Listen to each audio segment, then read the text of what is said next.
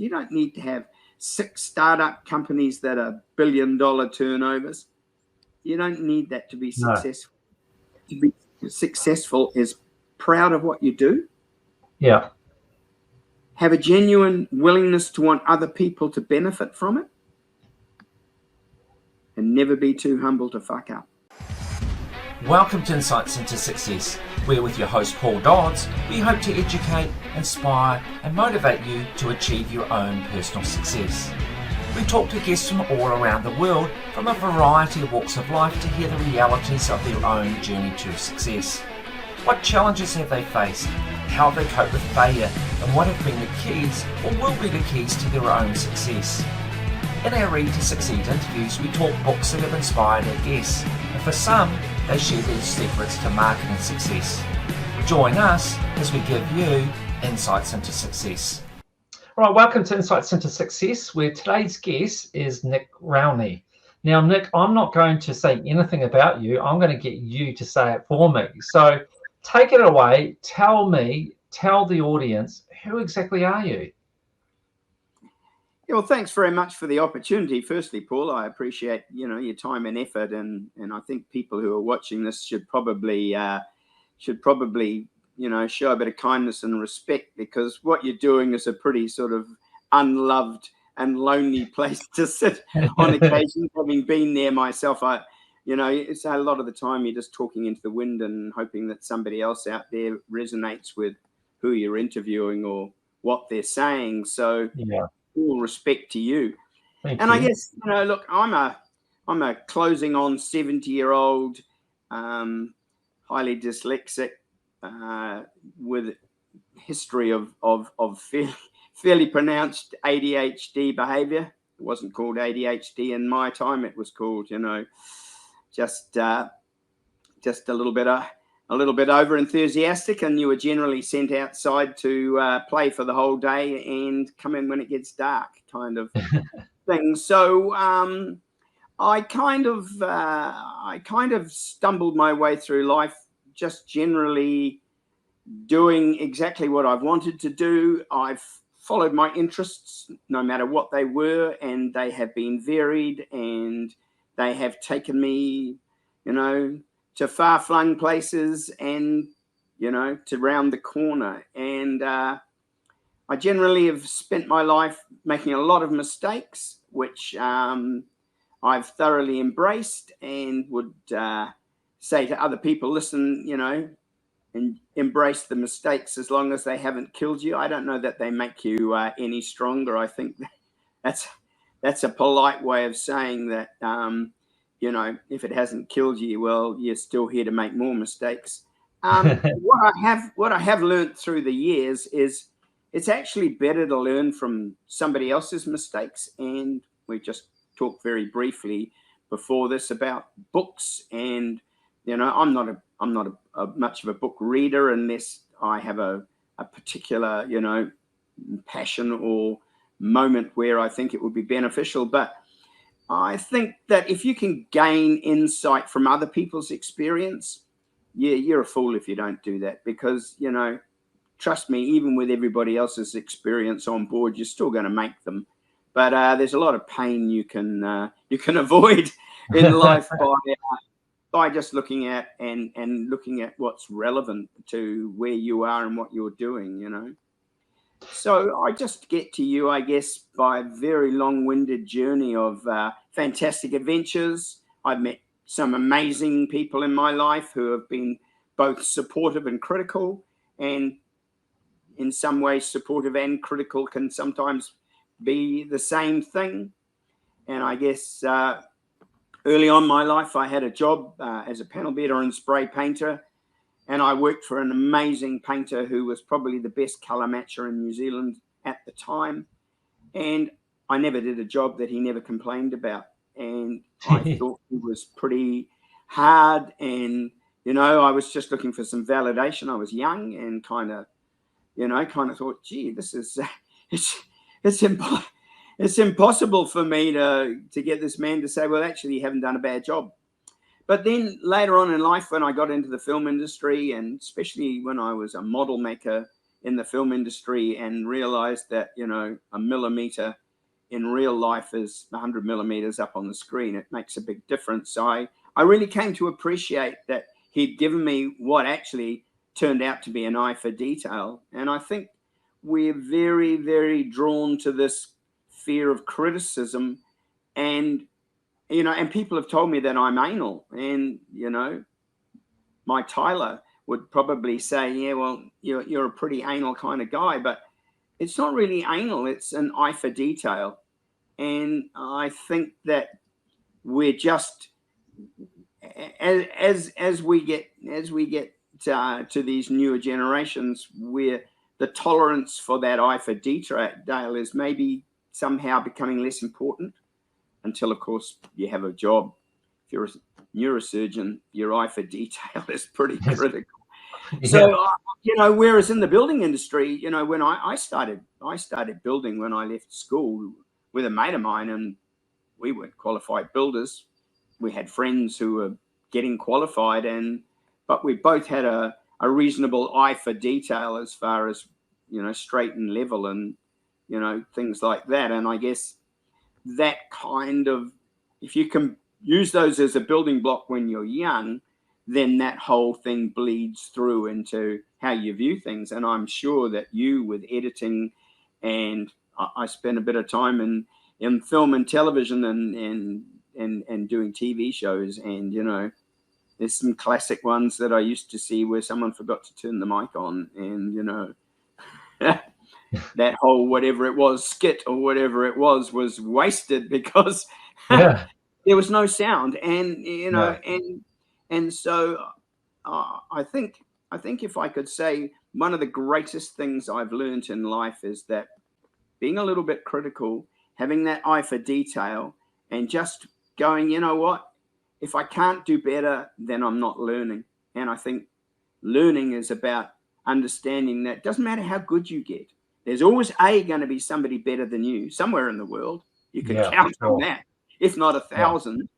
And B, if you don't challenge yourself to be better, you've got nowhere to go. So where's your point to life? You know, a little challenge and being a little bit out of your comfort zone is a place that you should always, you know, you should always sit. And I like, you know, you talk about reading, but I like Mario Andretti, who is a famous American car driver, who said, if you're not out of control, you're not driving fast enough. And the logic behind that is he's developed the skills to correct being out of control if it all goes pear-shaped. But he realizes that there's always going to be somebody next to them that's going to be prepared to take that risk, or be prepared, you know, for whatever reason. They've never crashed, or, you know, they're going to be driving at 11 tenths. And I kind of think that that kind of way of thinking is a great way to actually bring that challenge into your life. And I guess we're here to talk about challenges and what makes us do them and what we get out of them. And for me, the challenge has always been understanding the person in front of me. I mean, that's the world's greatest challenge, right? You just, that, you know, if they say, well, you've only got, you know, so many seconds or whatever to either understand who's in front of you or to make an impression, you know, the whole, you know, you've got an elevator pitch and you've got 30 seconds to tell whoever it is, the investor or whoever it is in front of you, who you are, what you do, and why they should care. And the biggest mistake that I found, and I've worked with a lot of startup companies over the last 30 odd years, the biggest mistake startup companies make is they think that people are going to care about what they do. Because, I mean, they're passionate about it, right? It's them. Absolutely. They have this love and passion, and that's fantastic. And without that, you're not going to get anywhere. But don't make the mistake of thinking the person in front of you cares that much. And one of the things I used to try and impress upon young startup people is that when you're standing in front of an investor and you're pitching your idea to them, you've got to realize that your idea may well change 20 or 30 times from just even starting to be a viable product to being a product.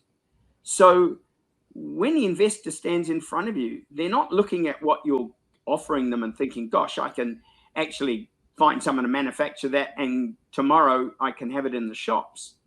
They're looking at you going, if it all hits the fan, if this all gets too hard, if we all get some major pushback here, is this person who's pitching to me still going to be there tomorrow?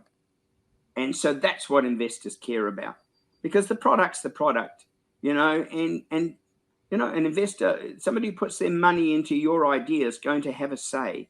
So you have to understand that as well, which is, once again, is that thing of, if you're pitching to somebody, there has to be a mutual respect, at least, if nothing else, a respect that, you know, I'm giving this person my love and my passion and my idea, and maybe the last 2 or 3 years of my life, 7 days a week, 18 hours a day. And that person, I need to feel safe. That person is going to respect that idea and treat it as if, you know, they cared about it. So when you're pitching an idea to somebody, it's equally important for you to look at that person and go, when I give them a couple of key little indicators, what do I observe in their behavior?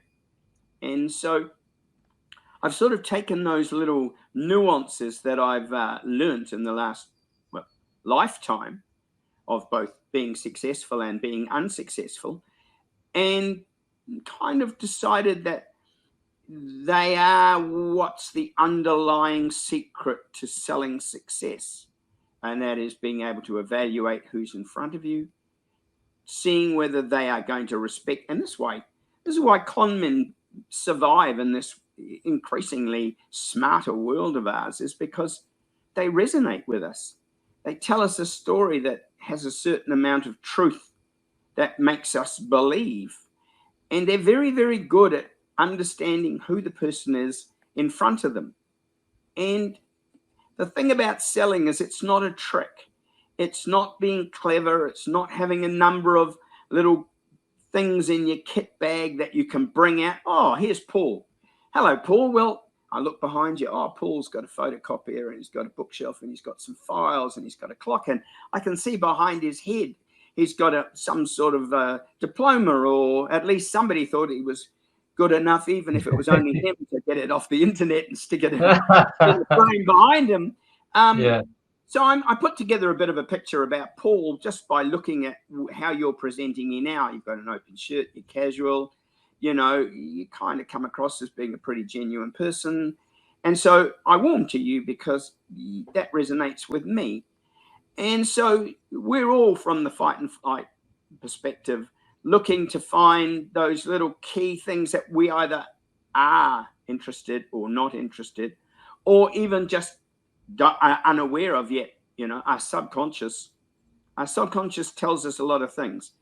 So I guess that leads me to another key indicator in selling and being in front of people and listening to what they're saying, is that I've always trusted my gut. Always. I mean, and my gut has saved my gut has saved my life on a couple of occasions. And it's a funny thing, but the more that you trust and learn to understand that intuition, that little core inside you, that little gnawing thing that, even though everything looks good on the outside, for some reason, you know, feel quite right. Yes. My thing to people would be, if it doesn't feel quite right, stop warming the air. And that's an education, and that's an experience, and it's an awareness. And you know, some people don't have that awareness, or you know, they don't get into enough situations where they learn to evaluate. I think the beauty of being in any position where you are selling, no matter what it is that you get to sit in front of a lot of people. And so you develop and hone these people skills that are just telling you, you know, the whole art of body language is a fantastic study. And, you know, You know, obviously it's a business unto itself, but we're all equipped with it, right? You know, I hate to say it, but every single person on earth is equipped with a little bullshit meter, and and if they listen to it and they trust it, and I mean a lot of people who go, oh God, you're not going to believe it, but I had this feeling, but you know, the logic or the beauty or the whatever it was overrode it, and if only I'd listened to that little whatever it was that just tweaked inside me. So Nick, you've crossed over so many things that I want to talk about. You're talking about startups, which I want to specifically talk about. You're talking about sales and some really great stuff you've shared already. What I'd like to do is just wind it back a little bit and then come back to that, because I need to understand a bit more about you and your experiences in life, because from what I know, and I'm just learning even more talking to you now, is you're packed in a lot of stuff in your life. And correct me if I'm wrong, I suspect that your ADHD has been a major factor in that. Yeah. Oh, yeah. To a positive, though. It meant that you've had a hugely diverse life. But can you just kind of walk us through, you know, not just a brief summary? Because I want to hear, because I knew that you said about being a panel beater, you've been a builder. Can you just give us a bit of a flavour of what all you've done? Well, okay.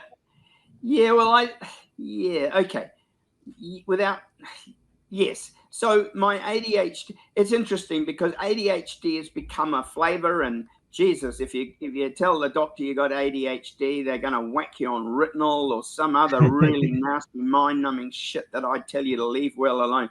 I tell you to embrace your ADHD, because I haven't met many people with extreme ADHD without having some sort of on the spectrum illness. Okay, I'm talking about people who are so just full of life that they leave you breathless and somewhat sick being in the same room with them, because, you know, and I'm one of those people. Well, at least I was when I was young.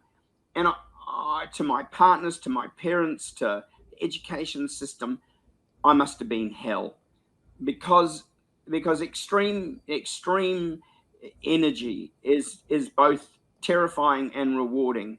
And for me, I couldn't stay still. Literally, I'd go to see somebody, a friend. I'd be there 15 minutes and I go, I've got to go. And then I'd immediately go somewhere else and go see somebody else. I couldn't physically sit still. And what kind of worked for me was working with my hands, because working with your hands allows you to talk to yourself. I'm a huge believer in talking to yourself. I talk to myself both out loud and internally constantly. I love it.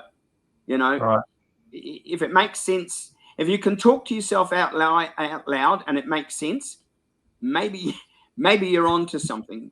If you can talk to yourself and you can hear it and you go, fuck, that's pretty, sorry, I shouldn't have said that, but that's pretty crazy, dude.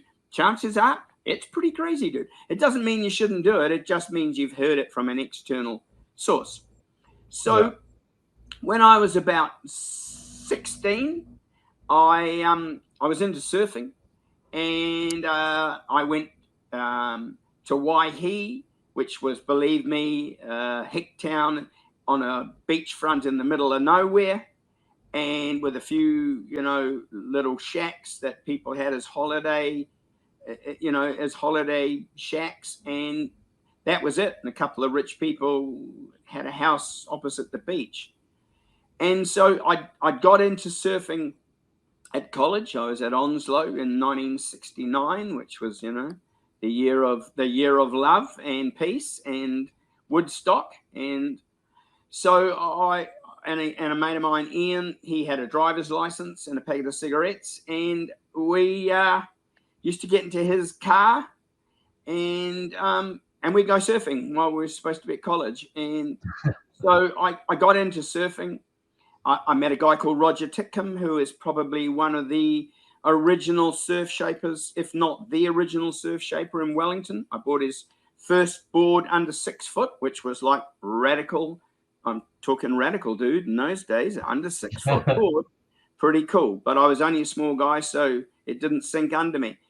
So I kind of because of Roger, I kind of saw a bit of shaping and what it was like. And because basically from the age of 2, I'd been using my hands to make things. I was very fortunate to have a father who was both a beautiful artist and very good at making things like toys and things. And so I learned that practical use of tools at a very, very early age. I've got a photo of me at 2 with a hammer and nail. So obviously I was banging a nail into something at a young age. And so I thought, well, if this guy can shape a surfboard, so can I. So while I was in Waihi, I met a guy who said to me, well, actually, I make surfboards for a living. And so he said, what have you done? And I said, well, I've done a bit of, I've made a couple of surfboards and I've laid a bit of fiberglass over them. So I know a bit about draping fiberglass matting, and I know a bit about mixing resins, and I know about cutting and shaping. And because I'm a surfer, I understand a little bit about, how skegs work and, what's the difference between a hard rail and a soft rail. And wow, there you go, son. At 16 years of age, you've just sold yourself to a surfboard manufacturer. So I ended up shaping surfboards for several months on the beach and, in living in an empty concrete container until it gave me an abscess in my ear, which burst and rotted my eardrum out so that was extremely painful, and it meant I had a hole burnt through my eardrum. So that stopped me surfing for a while. So I quit, went back to school, and the next year I went to my other passion was music, and my mother was a beautiful singer, and so I was surrounded by music from my childhood.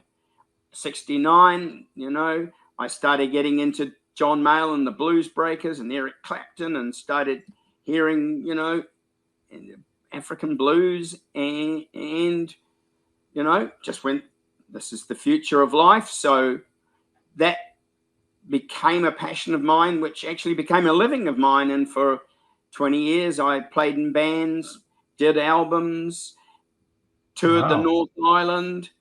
I was a crappy singer, but so is Mick Jagger. With my whole interest, I used to write lyrics, so I was always the lyricist in the band. I always surrounded. So stop me there. Another thing I'm passionate about, and I can't underline this enough, is please, please, please surround yourself with people who are smarter than you. And the biggest mistake, and we're seeing it ironically with people like Elon Musk, is that if you have to control the narrative, if you have to think you are the smartest person in the room, it puts a huge amount of pressure on you, because, chances are you're not the smartest person in the room.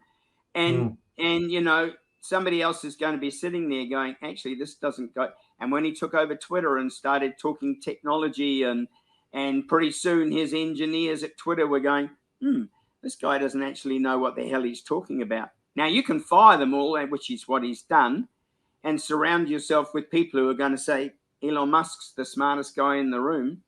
Yeah. But actually, that's a slippery slope. And maybe it does your ego a lot of good, but it'll never do your business any good. No, ever.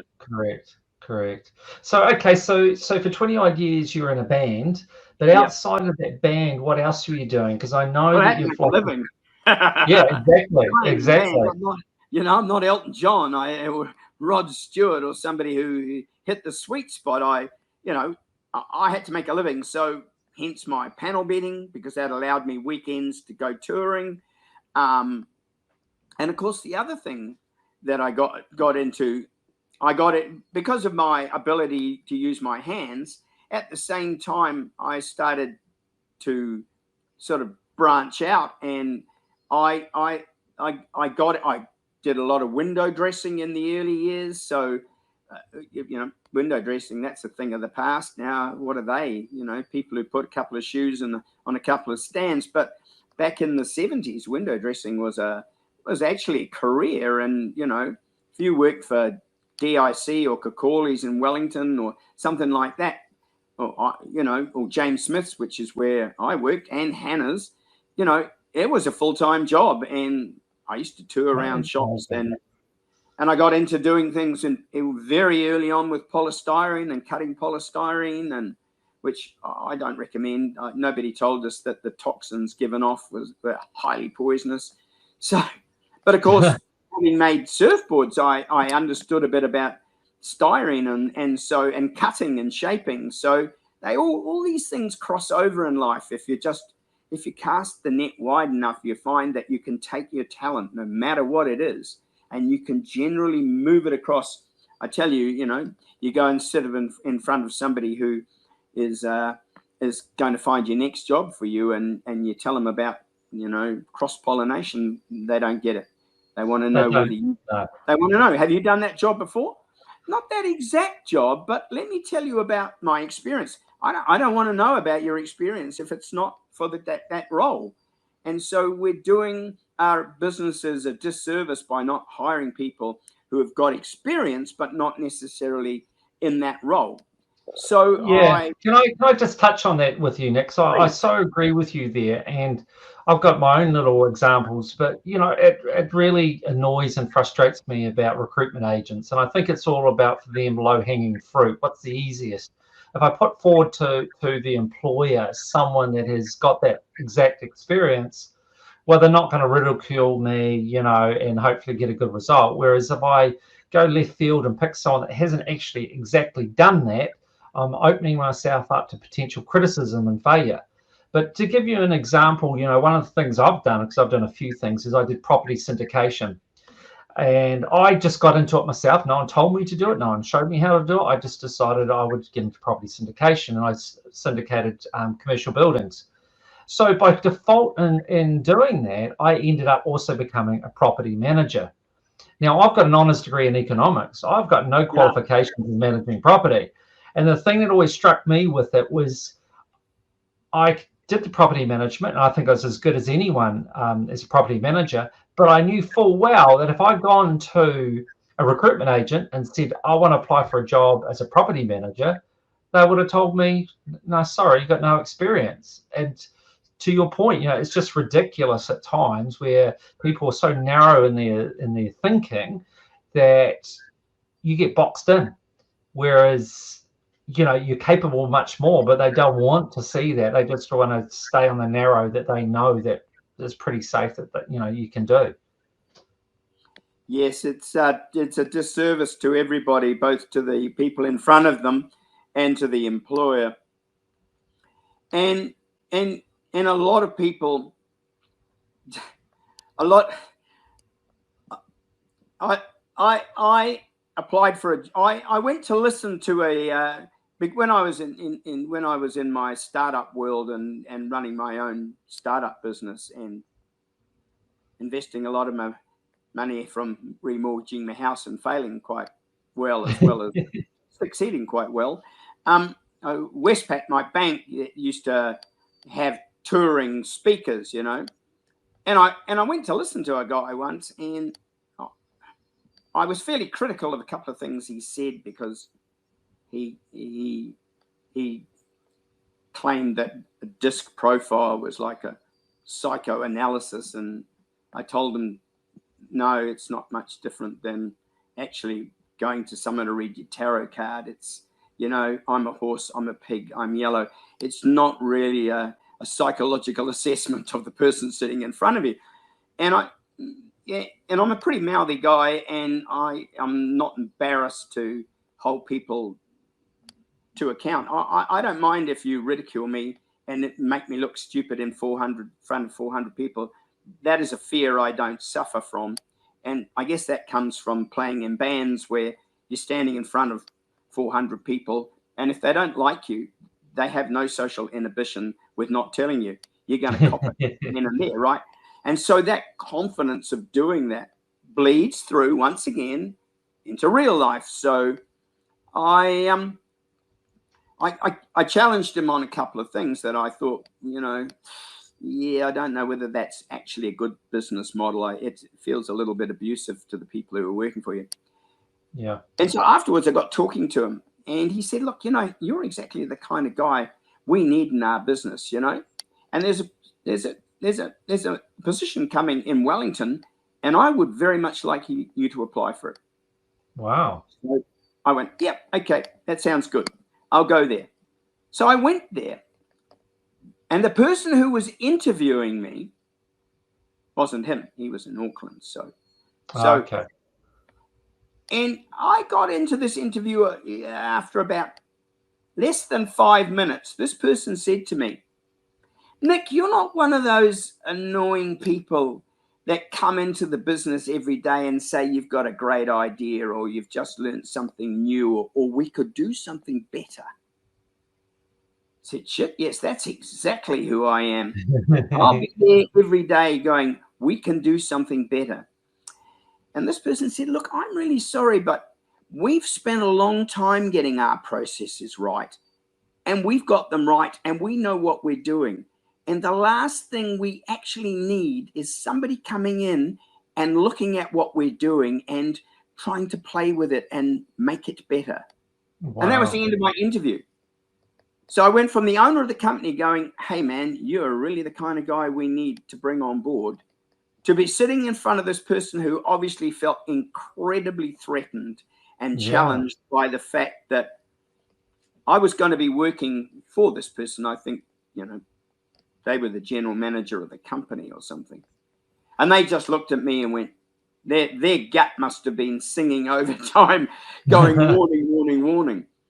And so, a valuable lesson there is that, was I the right person for that industry?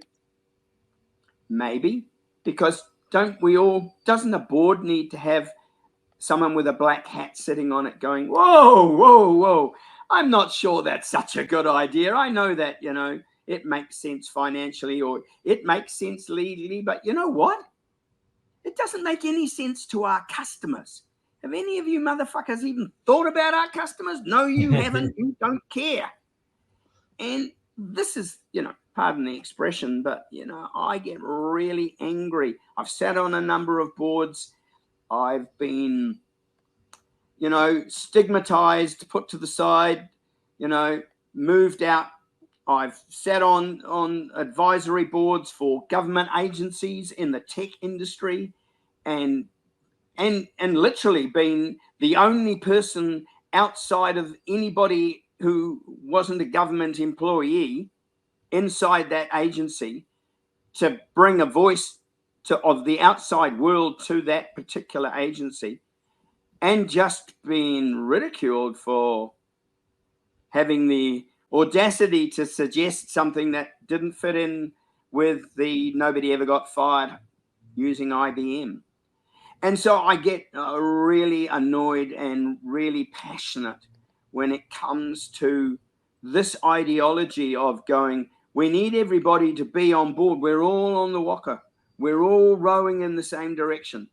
Well, no, that's not what we need. We need somebody there with some, I'm not talking about just being smart ass.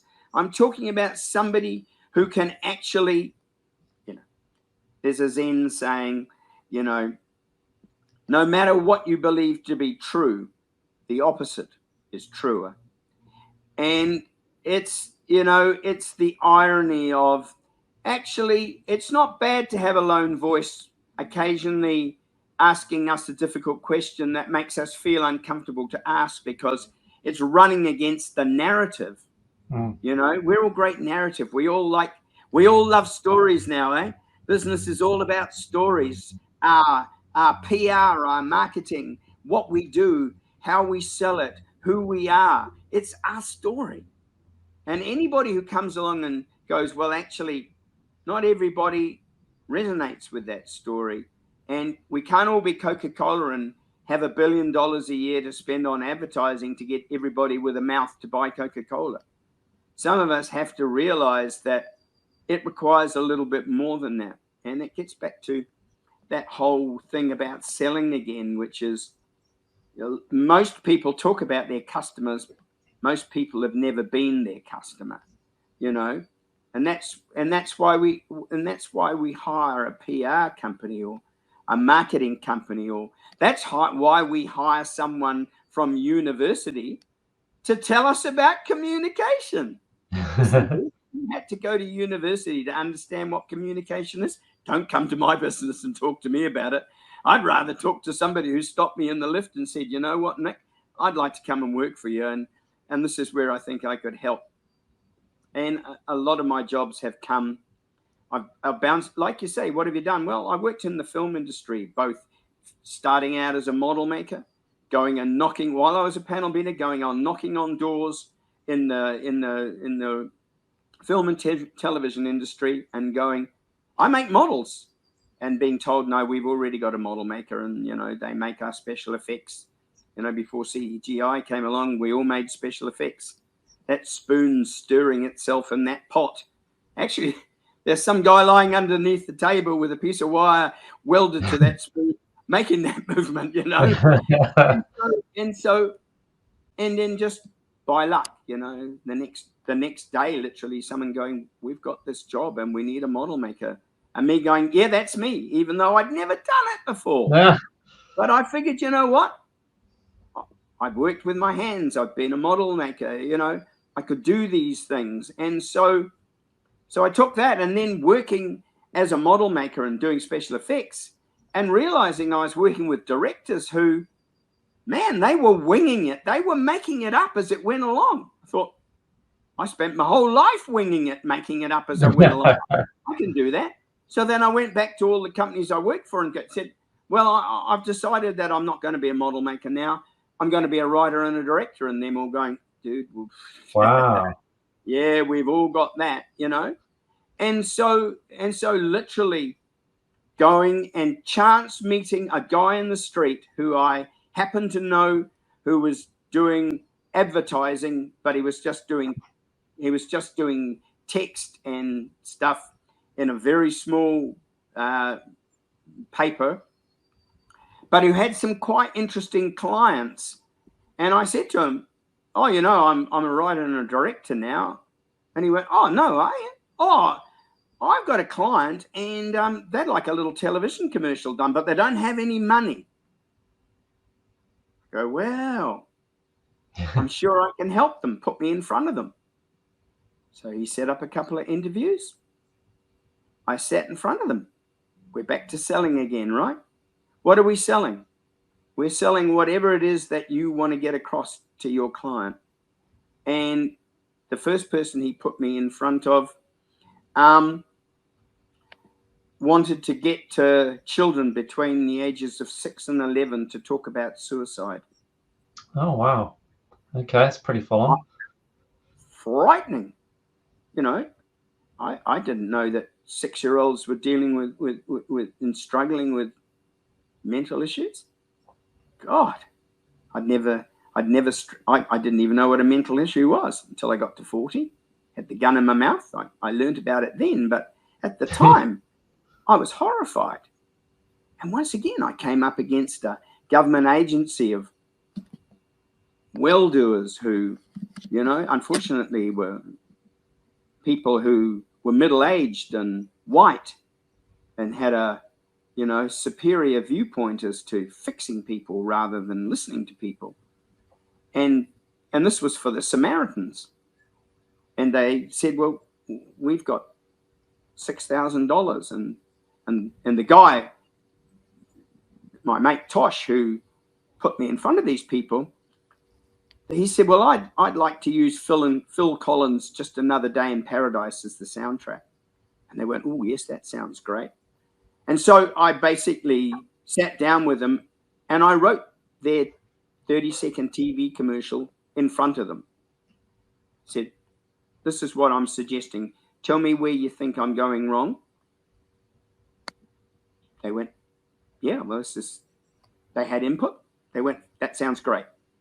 Our problem is $6,000. So I went back to all the people that I've been working with who were, DPs and lighters and, and directors and anybody, a cameraman, and said, listen, guys, I got this job for the Samaritans. They've got $6,000. So that's going to include stock, going to include editing suite, facilities, lunch. And they all said, you know what? We'll come and help you. We'll do it for nothing. Wow. So I went from nowhere to suddenly writing and directing TV commercials with a full crew behind me. And so we went to find out how much it would cost to use Just Another Day in Paradise, Phil Collins, for the soundtrack. And it was $250,000 a year. Ooh. So my mate phoned up Phil Collins in the UK. I mean, this is the arrogance and stupidity of youth, right? Unbelievable. He phoned him up. He got hold of him. Phil Collins said, I'm on the board of Samaritans in the UK. You can have my soundtrack for nothing. He said, you're not going to cut it up or change it. Tosh said, no, we just want a 30-second slice of it. He said, you can have it for nothing.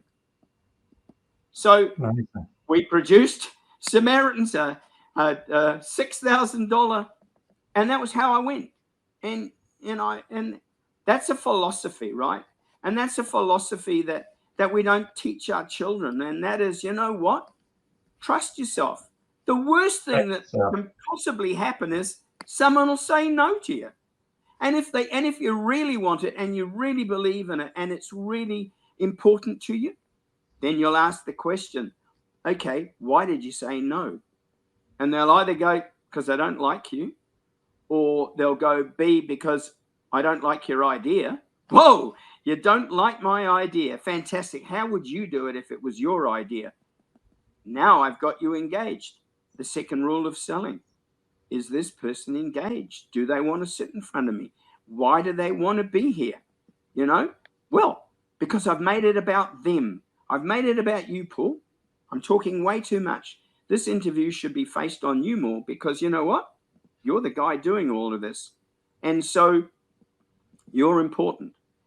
And so that's about respect, right? That's about going, okay, I respect this person, but I'm not going to give up. I'm going to keep on knocking. Back to what have I done in my life? Well, I was working in the National Museum as a model maker and doing display and restoration because I talked my way into it because they didn't really, I had a great boss at the National Museum who was a wonderful guy and basically said, well, you've done quite a bit of stuff. I can see that, you've been a window dresser and a set. So you'd know a little bit about it. So you can dress something in the museum and, put a backdrop in there and make a waterfall or faux mountain or something and we'll be fine. So this guy allowed me to come and work at the National Museum. And I said, well, what do you want me to do? And he said, oh, I haven't really got anything for you to do at the moment. I'm doing a couple of things myself. Why don't you just familiarize yourself? And I was into martial arts in a big way. And in there, underneath the museum, is the most amazing collection of samurai swords you've ever seen. Whoa, a samurai sword. I thought, well, I got a bit of time. I got a samurai sword or two here. I'll make a samurai sword. So, so I got the hacksaw out and a piece of flat steel that they had round and I traced round a real sword and got the shape and got a file out and I filed and hacksawed and shaped and made a blade. And then there was another guy there who was incredibly good at casting. In fact, he taught himself to cast panamu, greenstone artifacts of the National Museums to send round in a case to school children. And he got to make greenstone out of resin so accurately that they forced him to drill a little hole in the back and fill it with an orange resin dot so that people wouldn't think that it was an actual piece of Panamu. Wow. And so I watched this guy and thought, whoa. So I said, well, the handle of a samurai sword is made out of ray skin. And he said, well, why don't we cast some ray skin and we can make some ray skin and we can put that around the handle of your sword. So, whoa, can we do that? Sure. So he took the time and he showed me how to make a cast out of rubber and how to cast it up and, how, and what kind of resin to use so that it had a bit of flex. And before long, within a week or so, I'd made a samurai sword. And my boss said to me, oh, okay, well, that's good. I've seen how you work. I've seen what you can do when you're passionate. I've seen how you've tapped into the skills and the talents of the people working inside the museum. Now I'm going to get you to do something. And I was working in the National Museum, and a gentleman called Jim Sears turned up and said, well, I built a canoe in the Gilbert Islands, and it got in, and we got shipwrecked in a huge storm off Fiji, and I've gifted the canoe to the National Museum, but we couldn't fit it in through the door because it had a great big outrigger on it. And so I was the guy doing display and restoration. I got the job to take it to pieces, get it through the door, and set it up inside again as an exhibit. While I was doing that, he said to me, wow, you're actually quite good at building boats, aren't you? I said, oh, well, I've never built a boat, but, I'm undoing what you've built and I'm rebuilding it. So I've already got a guide. I've already got something to go off. And he said, well, I'm building a larger boat in Fiji to carry on to prove that the Gilbertese Islanders could have sailed from the Gilbert Islands to New Zealand. Oh, okay. That sounds interesting. He said, it's quite big. It's 60 foot. I've got a Gilbertese Islander in Fiji already living there. And I've got another guy whose name is Cal Nayan, and he's already over there starting to oversee the building of it. Would you like to go? Went, wow. Go to Fiji, build a 60-foot asymmetrical hull outrigger canoe, sail it to New Zealand. Whoa, what's not to like about that? Quit my job in the museum. 2 weeks later, stacked to the gunnels with brass screws that obviously came at a premium if you brought them through customs. So I brought them through in my bag. And I was living in Fiji building a canoe for Jim Sears. And so, bang, and I've taken that idea with me my whole life, and I've just perfected the art of selling me. And that's what life's about. The product doesn't matter. The product, whether the products I sold vacuum cleaners door to door when I got deported from Fiji, but that's another story. And so I came back, and the National Museum said, oh, what a shame. We've just put your job up on, in the newspaper, as a role to fill. And I said, well, I'm back. I'll apply for the job, and you can give the job back to me. And the director of the National Museum said to me, Nick, I don't really know that you're really the personality we're looking for in the National Museum. We're kind of looking for someone maybe who's not quite so enthusiastic and likely to throw the job in and leave within 2 weeks to go and build a canoe. I mean, loved that Jim Sears invited you and, whatever. So I thought, what am I going to do? And there was an advert. This is 1976, maybe. There was an advert in the paper, and it said, would you like to make $700 a week? Now, I don't know about you. Back in 1976 or 77, $700 a week? That was an enormous amount of money. Enormous. I thought, wow, yeah, I do. I want to earn $700 a week. So I went, so I applied, and they said, yeah, come out to Pororua to a hotel out there. And I went out there. It was a Saturday morning. Unlike me to go for a job interview on a Saturday morning, I like my weekends off, you know. I never like to work too hard. It was a big one. But anyway, I wanted to make $700 a week. So I decided just this one Saturday I'd go out there. And I got out there, and it was packed with people all wanting to earn $700 a week. And so we all shuffled into the room, and these two gentlemen came out, and they were Maori. Whoa. Wow. Okay, that's interesting. Didn't generally go for a 1975. Not many white people went for an interview to someone who's Maori. Not only were they Maori, but they were Jehovah's Witness. Oh, okay. And so they said to us straight away, okay, we're going to level with you. So this is what happens. There's a standard benchmark in the Jehovah's Witness that you'll go and knock on 1,000 doors before you get one convert. That's the metrics we go by. Wow. And you know what? If you don't get a person in the first 1,000, then statistically speaking, you will get 2 people in the next 1,000. But if you don't get 2 people in the next 1,000, statistically speaking, in the next 1,000, you'll have 3 converts. So how does that feel as a set of odds for the people sitting in this room? Because if you can't knock on 1,000 doors and make a sale, this job probably isn't for you, and you're probably better just to leave right now. And of course, what happened? Half the room got up and walked out the door. And then they said, well, that got rid of a whole lot of people who were never going to be any good at this job. Let's see how the rest of you go.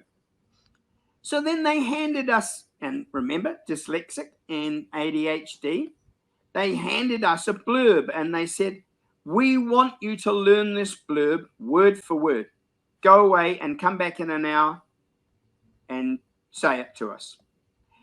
And the blurb was basically getting people to say yes. And it was just a very, very simple and somewhat disingenuous way to get people to say yes.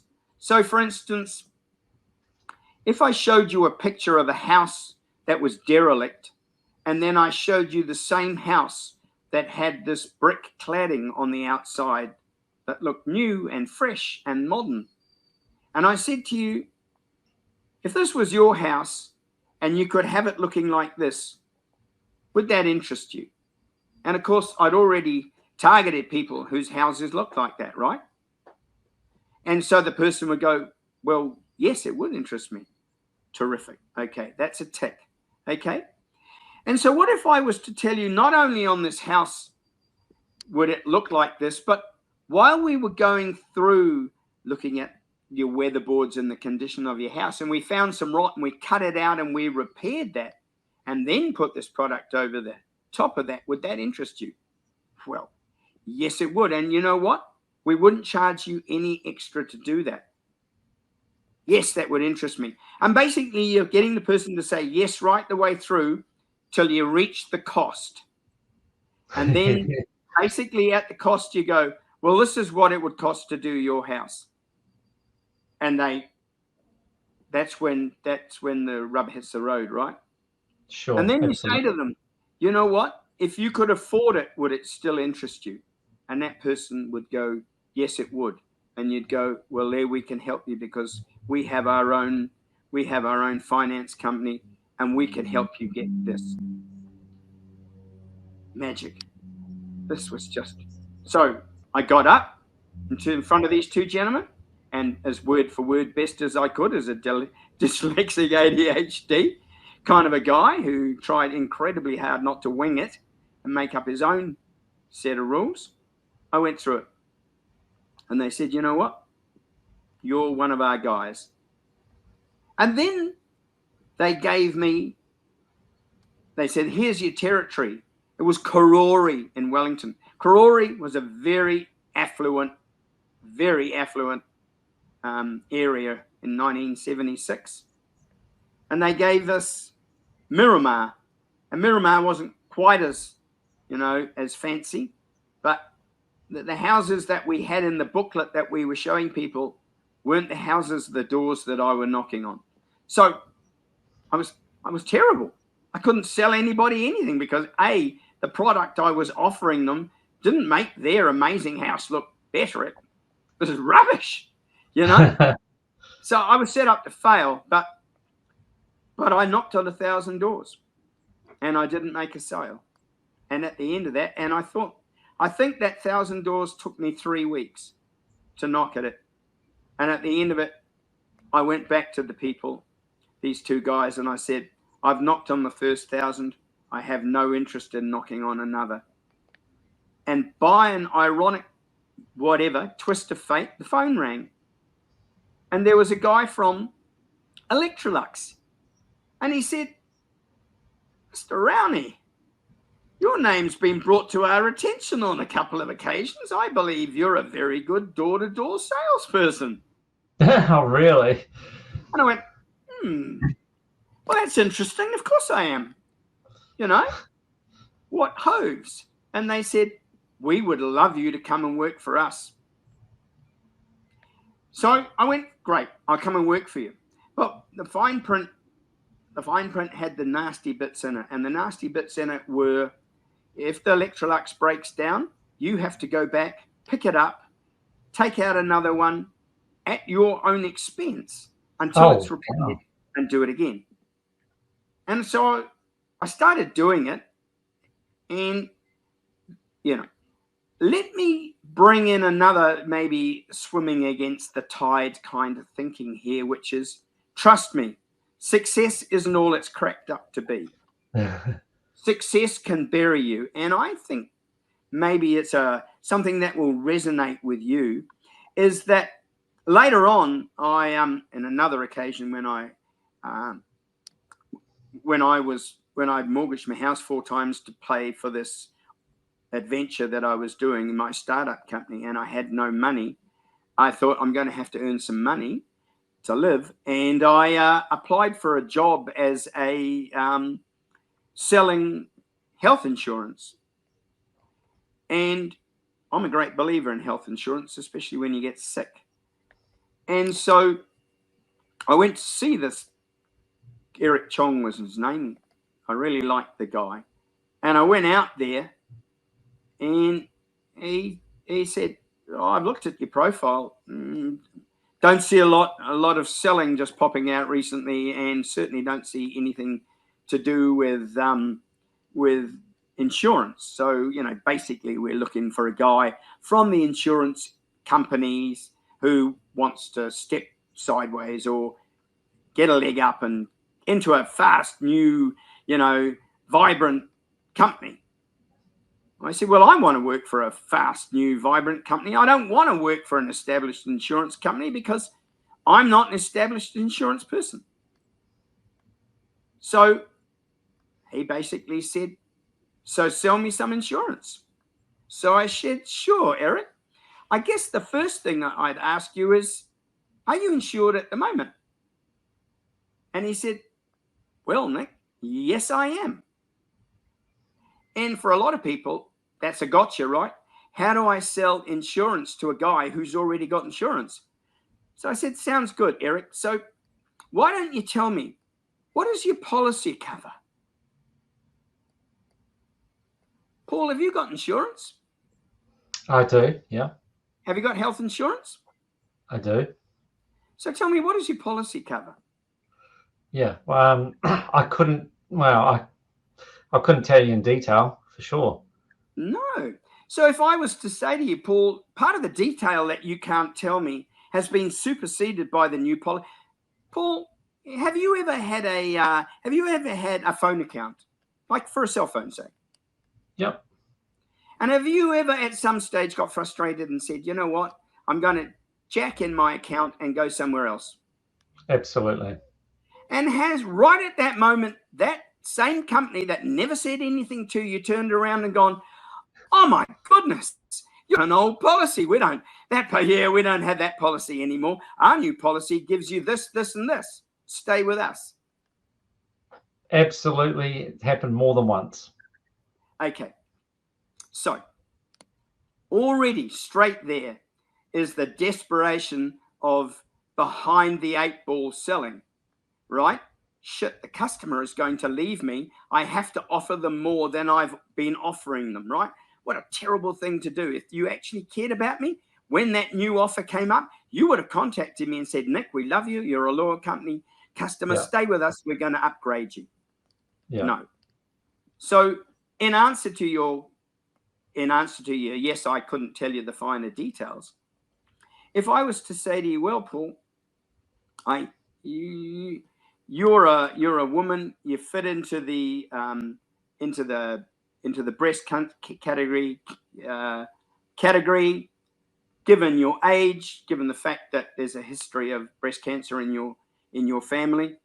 And right now I'm going to tell you that there is, of all the policies that we represent, only one policy that would guarantee to supply you with Herceptin as a drug, should you require it. One policy. And I'm going to tell you right now, that isn't the policy that you currently hold. Would that be of an interest to you? Absolutely. Right. So my job as a salesperson is not to sell you anything, right? Sales is the marriage between offering and opportunity. And you and I are the marriage celebrant.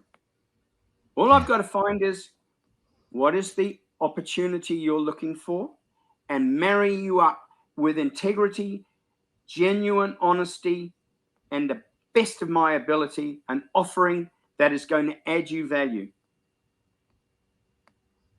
So okay, and selling, Paul. So we haven't touched on this yet, but you've got a business called The World's Greatest Salesperson. So selling has become salesman, is it? Okay. Yeah. So clearly sales has become a big part of your life. It's everything. So you touched on it obviously indirectly through just experiences in life and how you sold yourself to get the opportunities. But then you've just touched on going into selling vacuum cleaners and also life insurance. Yep. What else did you do in the sales environment? Because you've clearly developed a very in-depth knowledge and a passion for sales. So what else happened in your life to really build this experience base up? Well, because I sold myself into the film and television world, I became friends with Richard Taylor and Tanya, and through them Peter Jackson, and I got involved with Peter early on and Brain Dead and things like that. And so I did a bit of, I worked with Richard at Weta Workshop for quite a lot, and sort of ended up negotiating with people who are providing services and things like that, just purely because they were Richard and Tanya and everybody were focused on making whatever it was they were making, and I could dabble in and out of actually getting a good deal. And when you're in the film industry and you're starting out, a good deal keeps you alive, right? Super important. So I went away and did my writing and directing and didn't make a career out of it, and obviously ruffled a few feathers because I was this guy who came from nowhere and started being quite successful. And so I happened to be talking to Richard one day, and he said, Peter's looking at making Lord of the Rings, and we would really love you to come and negotiate all the contracts with all the suppliers for products for Lord of the Rings. Wow, that's a big job. Huge, but I just, obviously Peter was getting bigger and bigger, and I'd done a bit of stuff on frighteners and things like that. So, at the time, Peter was pitching, he had Harvey Weinstein and crew had the rights, and they wanted Peter just to make one film, Lord of the Rings, one film. And Peter is one of the greatest salespeople in the world, and he had the bottle and the self-belief to go to Weinstein. I don't think so, bro. And Weinstein said, well, if you can find someone who'll do a 3-picture deal with you, then off you go. And Peter did huge. So if I ever interviewed Peter Jackson, I wouldn't interview him about his films. I wouldn't interview him about that. I'd interview him about his ability to sell an idea. Interesting. Amazing. Yeah. Right? And so Richard said, bro, come and negotiate contracts. And so I went out and I went round to uninteresting places, engineers, steel and tube, providers of resins, all of those unsexy, places, and said to them, Peter Jackson's making a movie that's going to make him world famous, and you've got the opportunity to have your name on the credits. Now, I don't know, if you can afford to take a little bit of a hit just in the product, because this is, because it might seem like a lot of money, but trust me, a lot of money isn't coming into making the nuts and bolts. A lot of money is coming into the glam side of it, right? Actors, directors, that's where the money goes. You and I know that. But where the hard work gets done in the trenches, not a lot of money for the unsexy parts. So what kind of a deal can you do? And remember, international, your name is going to be on the credits. And so that's going to buy you some kudos as a supporter of New Zealand film, and that's going to give you, PR wise, that's going to give you a feel good flavor in the New Zealand business world, and you're going to be able to capitalize on that. How? I'm not sure, but trust me, it's there. I got 70% off, 80% off retail for steel, I got some amazing deals, and we bought tons and tons over 7 years of Lord of the Rings. And so here's getting back to that, just because you've got success doesn't mean you're successful. I'd locked these people into a really good deal and they honored it. But you go out and buy 1,000 meters of 50 by 50 2 mil steel wall, 6 meter lengths, the company doesn't mind taking a bit of a hit on that. If I come out and ask you for 1 million meters of it, and I've just got you down to 70% of your retail cost, you're going to lose money, right? Yeah. So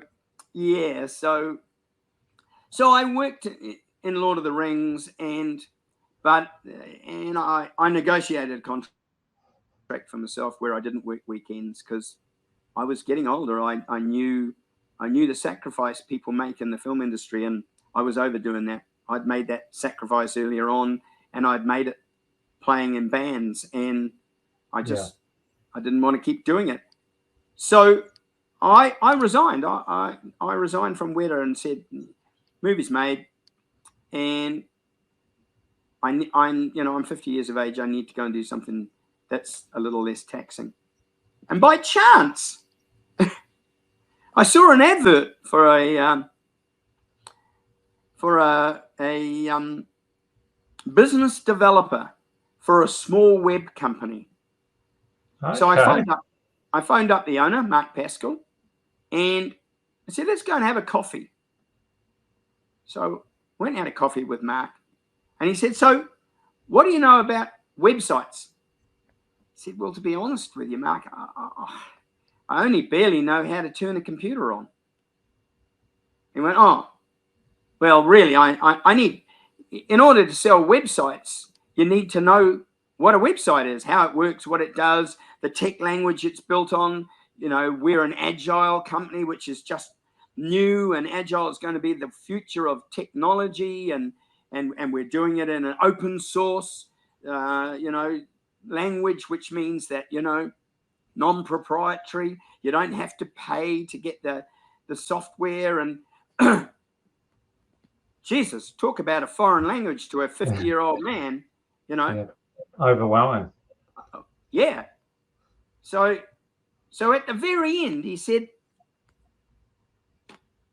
okay, so how do you see yourself here? And I said, well, you're looking for a business developer, aren't you? And he said, yeah. I said, let me tell you about the world I live in of startups, and because through the film industry, I've been doing my startup as well, right? And got the patents overseas and blah, blah, blah, blah. Got a business partner in Canada, knew a bit about business and about startups and about business development. I know how to call up the head of, medical division of 3M and get him to talk to me, So tell me, Mark, if you had a product and you wanted to sell it, and the person who was your market was the head of 3M medical division, I want you to tell me how you'd sell it to them. He just looked at me and said, oh, I wouldn't. I'd hire a business developer to do it. I said, that's right. And that's what you're looking at. So I'll tell you what, I'll do you a deal, because I'm a risk to you. I can do the job. You don't know it. I don't know how to do the job because I don't know anything about the web, and you don't know how to sell. And that's what I know. So I'll give you a deal, and this is the price I'll come in at, and this is the price I'll charge you to work for you. And it was way less. It was way less than the going rate of a business development in the tech world, right? So he looked at it and obviously thought, well, I can always fire the guy. It's not going to cost me much. Why not? So he said, you got the job. Came in there, sat down in a room full of developers who were like 17, 18 years old, this 50-year-old man. They just looked at me and they must have thought, God, my grandfather's come to work for me, And so I learned the business of the web. And the first thing that I learned about web companies is they love technology. They love technology. They want to talk about the stack it's built on as if the customer gives a damn. They want to talk about open source. They want to talk about agile and the benefits it gets and how it saves you and what it can do for you and all of that. That's what they want to talk about. But what the customer wants to hear is, how much is it going to cost? Are you going to actually deliver what I need? What's it going to look like?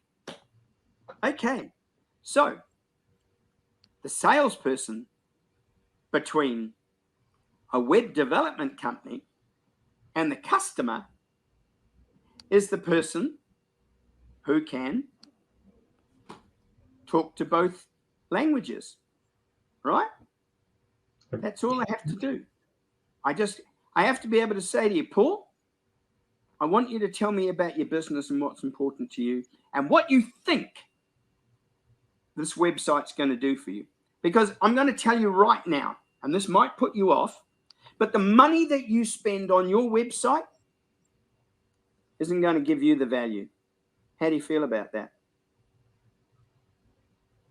Doesn't sound good. Doesn't it?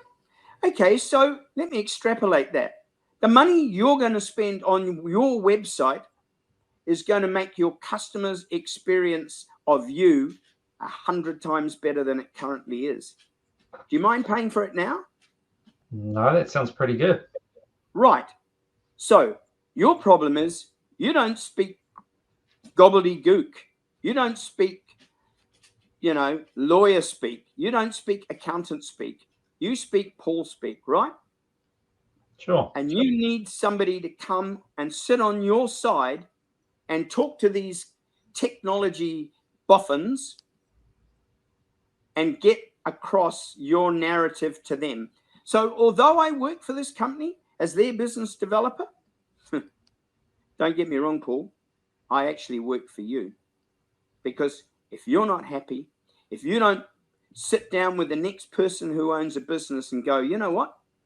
If you want a website built, I want you to go and give this guy Nick a call, because you know what? He doesn't know a lot about websites.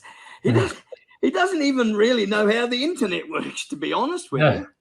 But what he knows about is how our business works and how he can get that across to people who are technology focused, so we don't waste our money. And so I went from not knowing a single thing about websites or the internet to selling websites. And, you know, and then after 3 years, I thought, well, I should probably get paid. What happened was that I got headhunted again. And I got headhunted by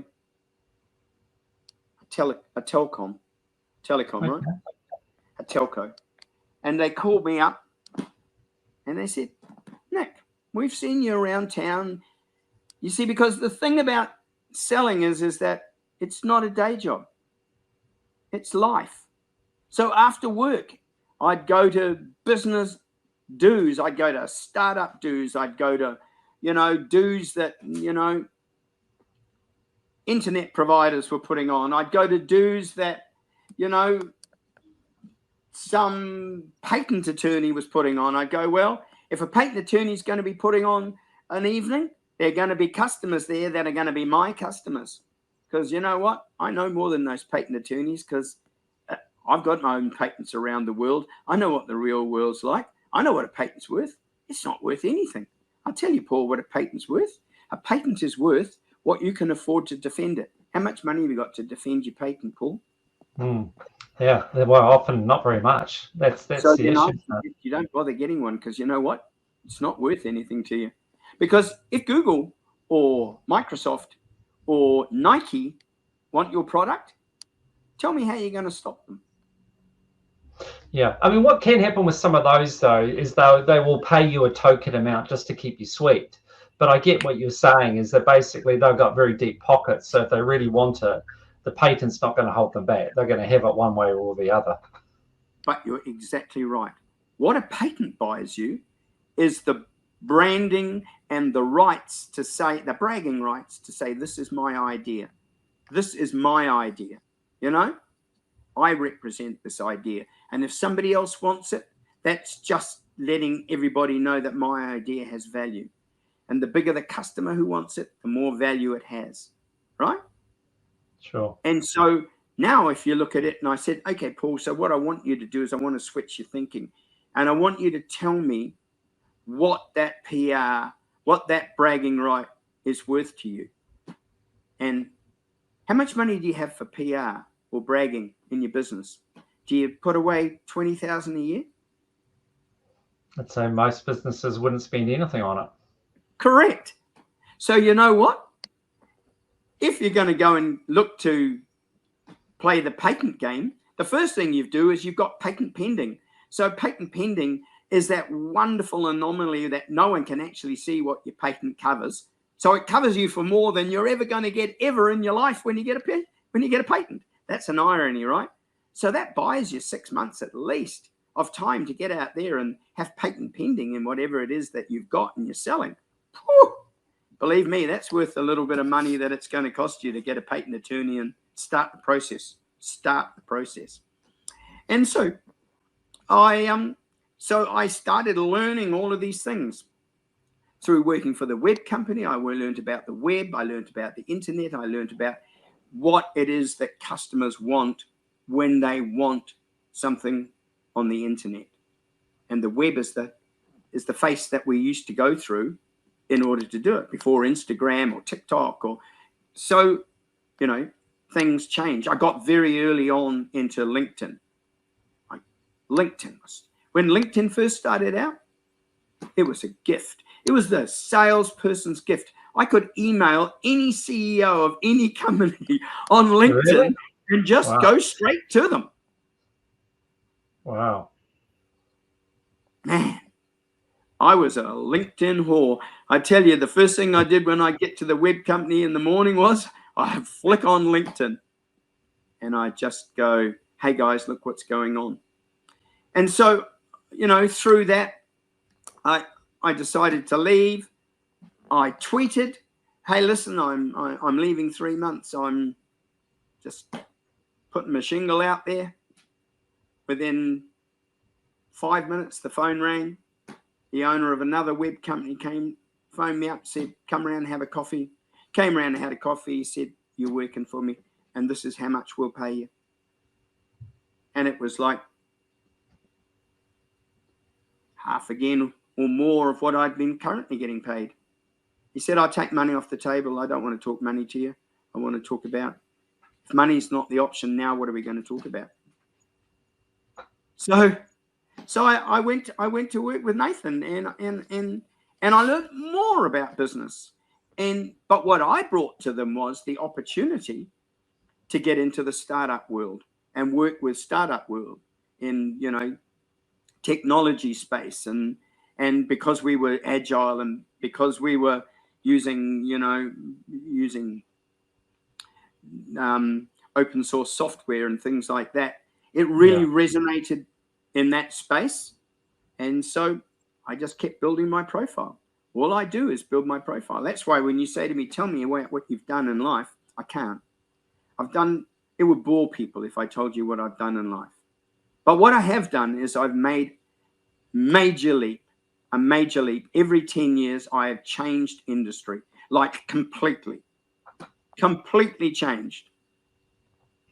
And is that part of your ADHD? Do you think that's sort of you've been one of the keys as to why you've changed like that? You get bored and you need to go on and do something else, or is there something else to it? I'm arrogant. No, it's not funny. It's something I've had to deal with for a long time because I'm a smart guy, right? I'm a smart guy. I've got the gift of the gab, and I'm genuinely quite a nice person. Why wouldn't you like me? Why don't I talk to you? So I get bored. You're right. Yeah. I get bored not because I think not because I've reached the top of where I'm going to go. Because like I said, I was working in this company and the phone rang and the telco phoned me up and they said, mate, we want you to come and work for us. And this is what we'll do. We'll give you $250,000 as starting salary. We'll give you a car. We'll give you a car allowance and a car park in Wellington.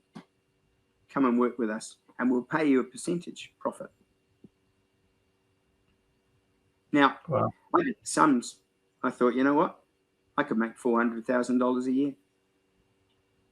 Geez, I could make $400,000 a year. Very tempting. Didn't really like telcos. Didn't really like their behavior, having been a customer of theirs.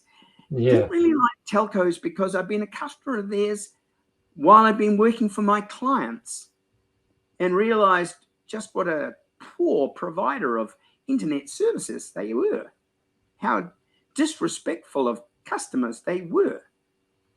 So I was somewhat hesitant, although obviously the money and the opportunity to be a high flyer and be, hey, pretty well known. You would have known about me, 10 years earlier if I'd taken on that job, because my next step from there would have been in the stratosphere, right? Because giant steps, you don't start out taking little steps, but they have to be bigger and bigger and bigger. Otherwise, where's the challenge? And so I thought, do I take this job on? I thought, well, and then it struck me, you know what? This client had just lost 2 major government departments. I'm talking ACC and can't remember who the other one was. But now these are big providers gobbling up lots and lots of landlines and, you know. So I thought, am I being set up to fail?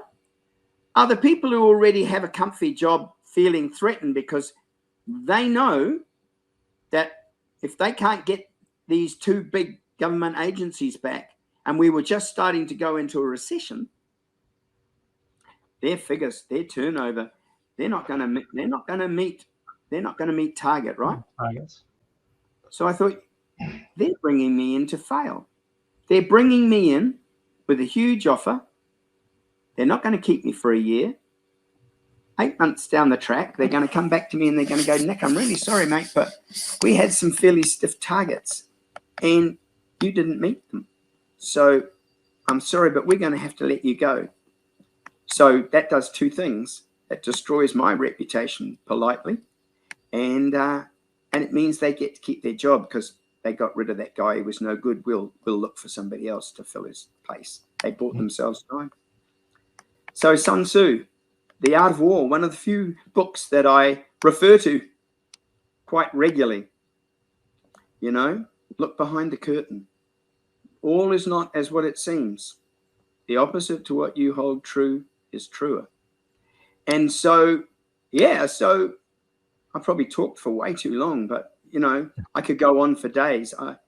I'd love if anybody's out there and they have an interest in the psychology of selling and how they might want to do things differently. Never say better. There is no such thing as better. I can't do something better than you.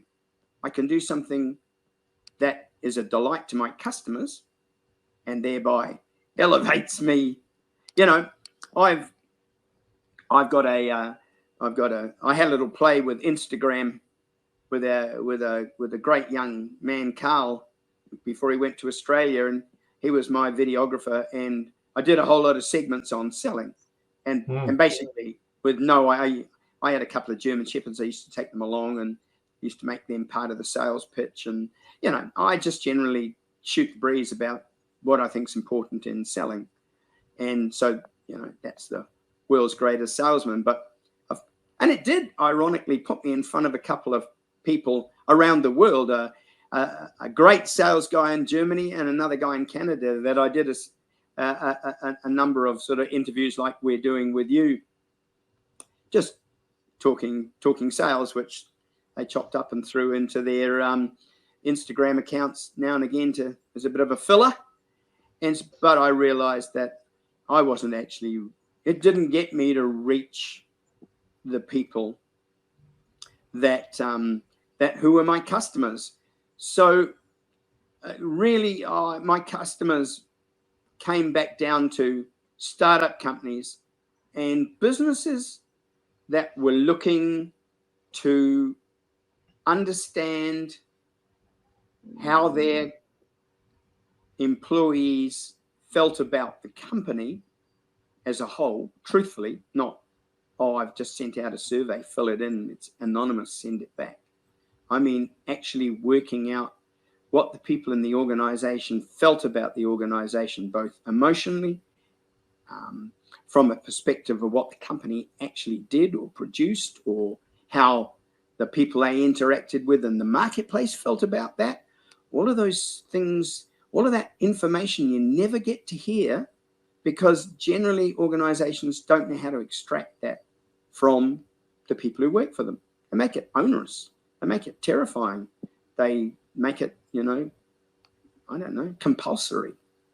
You know, if I want to know all about you and you, the wonderful you, the most creative you that I find, that the creative you that nobody else in the business ever gets to see because no one ever bothers to ask or thinks that you've actually got a brain, or they look down on you because you're not the CEO, you're just the bloody, I don't know, mid-rank manager. What the hell would you know? You know, I didn't employ you for your brains. I employed you to do your bloody job. You know, what if I opened up the CEO's or the owner of the company's eyes and said, you know what, you see that guy Paul there? I'm going to show you what Paul could do for your company. And you know what? He's already here. You don't have to employ him. You don't have to look for somebody more expensive.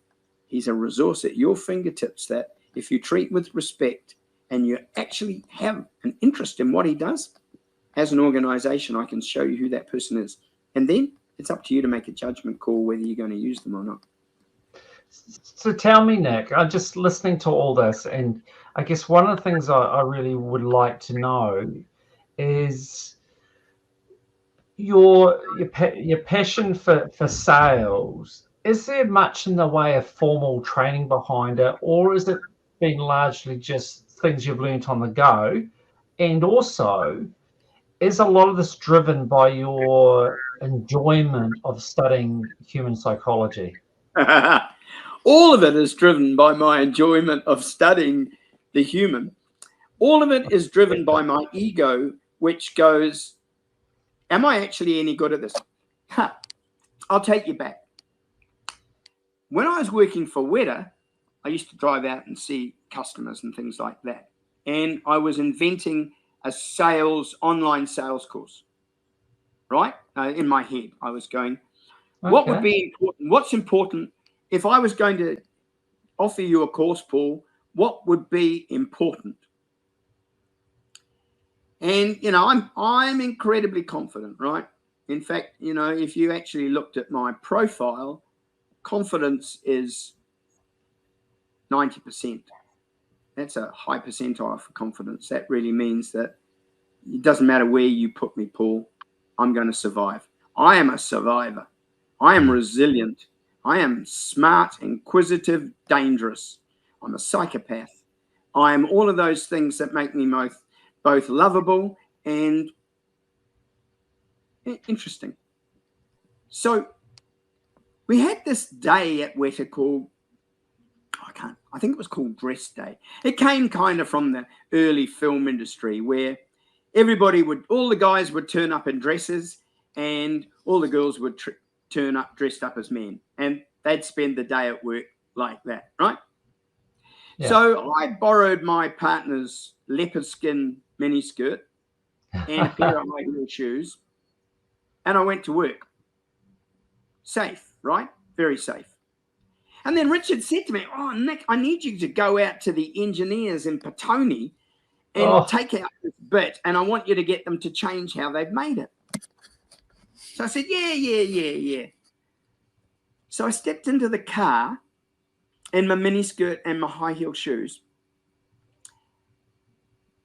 And I thought ahead. I extrapolated, and I thought, when I step out of the car in my leopard skin miniskirt and high heel shoes at the engineers, and believe me, these fellas were fairly down to earth.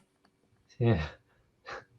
How were they going to view me for the rest of my life? Every time I went, didn't matter whether I went back in a bloody leather jacket and you know, it didn't matter what I wore after that experience with me that day. From then on, I could never undo this. So tell me, Paul, do you get changed? You got your jeans and your T-shirt in the car. Do you get changed and drive out there? Or do you drive out there in your dress and your high heels? I would definitely have got changed, but I've got a feeling you didn't. No. And believe me, the urge to get changed was overwhelming. Trust me. You know, I'm about to destroy my manly reputation with a group of men because I'm going to look like some Sheila. But I said to myself, you know what? If you're really the man that you say you are, if you're really the person with all of this confidence, if you want to be able to look the next person in the eye, Paul, and go, you know what? This is what I'd do. Then I'm afraid, son, you're going to have to step out in your dress. The only thing you got is your mouth. So you better think on your feet and be ready to handle whatever it is that got thrown at you. So how did that go for you? I got out of the car with my piece. I walked up to them. I said, hey, guys, look, we need to get this spun up a different way. You got any ideas how we can do it? And is it going to cost us more? Or not one of them said anything. Really? As I was walking out the door, I said, would you have worn a dress on a dare to you guys? And they all said, well, you know what they said? Off. There's no way, bro, that we would have just done what you did. My reputation didn't go down. My reputation went up. Wow. Because they went, Jesus, this guy came out there in a dress. He's a legend. Oh, he's got a big pair. I got back in the car. My mana was intact. I had actually gone through with something that terrified me because I felt that I could have just destroyed my... When I got back to Weta, the first thing they went was, I bet you got changed in the car. Said, well, whether you believe this or whether you don't, give him a call and ask him. That's one of the hardest things I've ever done in my life, Paul. Yeah, that took a lot. That took a lot. But I kind of feel though, like, you know, you've been a musician, you've really put yourself out there a lot of times in your life. So you put yourself out with a severe risk of failure many times. So you built up that resilience from all those experiences so that for you, it wouldn't have been such a big step, I would suspect, by comparison to somebody else that doesn't take risks and hasn't gone and like I said, been up in front of the public. Like if you're in a band, which I've never been, you know, until you're really established, you could get up there and it could all go good, but you could get up there and everyone hates you and they're not going to be scared to tell you that they hate you too. So that's when the bottles really start raining in. That's when the bottles start raining in from the back of the audience. Bottles and cans, and you come flying over here. And can I tell you one more thing I struggled with in my life? Depression, which I struggled with briefly, and it gave me a completely new perspective on humility. The other thing I struggled with, that was the hardest thing I've ever had to learn to do, was say no. Because when you're a person, when you're a salesperson, you're a people pleaser by nature. You're not there to piss people off. You're there to get them to like you.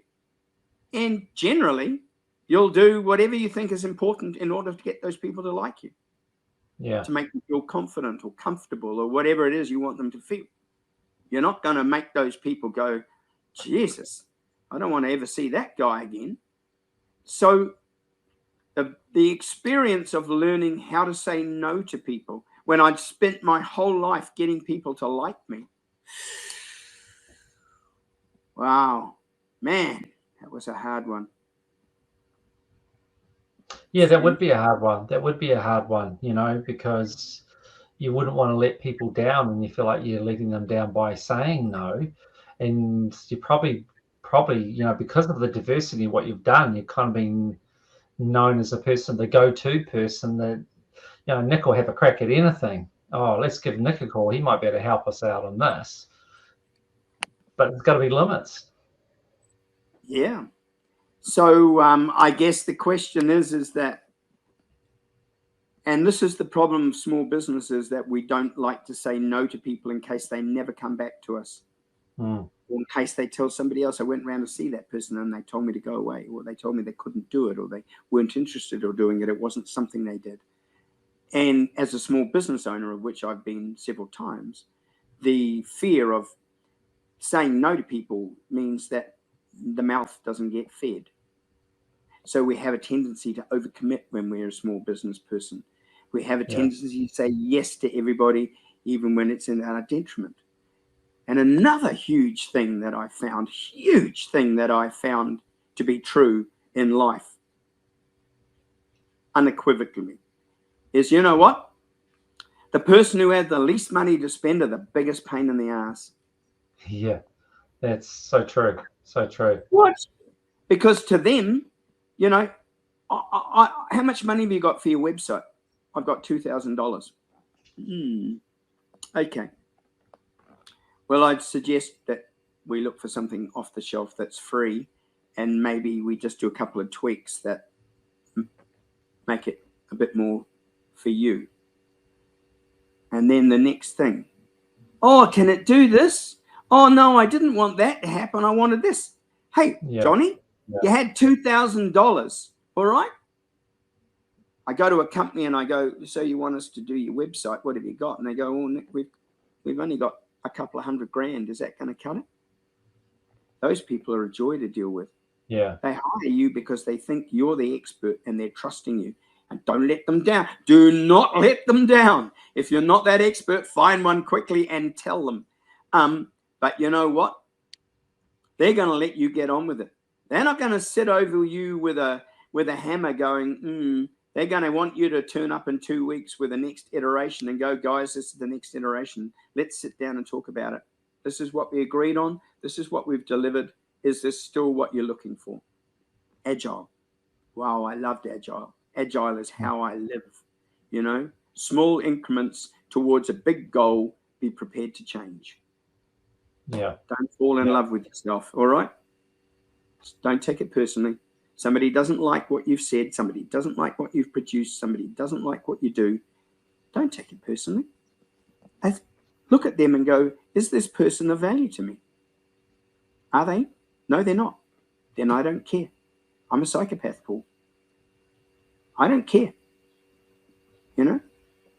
So I need to sort of wrap this up, and we could talk for yeah, I'm sorry. Yeah, it's been gone on.